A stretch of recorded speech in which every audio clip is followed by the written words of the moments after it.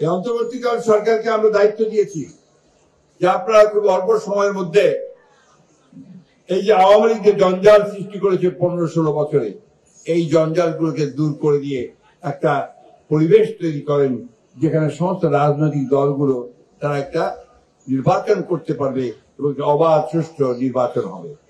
এই দায়িত্বটা তাকে আমরা দিয়েছি এবং তিনি সেটা নিয়ে কাজ শুরু করেছেন। তাকে আমরা সহযোগিতা করছি। আমাদের নেতা যারা তারেক রহমান সাহেব একইভাবে কথা বলেছেন। আমাদের দলের চেয়ারপারসন দেশনেত্রী বেগম খালেদা, তিনি প্রথম যে বক্তব্য মুক্ত হওয়ার পরে তিনি হাসপাতাল থেকে যে বক্তব্যটা দিয়েছিলেন, তিনি কি বলেছিলেন?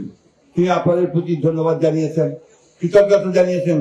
আরেকটা কথা খুব পরিষ্কার করে বলেছেন যে ধৈর্য ধারণ করবেন, যারা অন্যায় করেছে, খুন করেছে, তাদের প্রতিশোধ প্রতিহিংসার রাজনীতি তাদের সঙ্গে করবেন না। কারণ প্রতিহিংসা বাড়ায়, সমাজে অস্থিতিশীলতা সৃষ্টি করে। সুতরাং সেইখানে আমাদেরকে ধৈর্য ধরে আজকে এমন ভাবে দেশকে সাজাতে হবে যেন আমরা সবাই মিলে এখানে একটা ভালোবাসার সঙ্গে, ভাতৃত্বের সঙ্গে, প্রেমের সঙ্গে বাস করতে পারি। তারা কাজ শুরু করেছেন।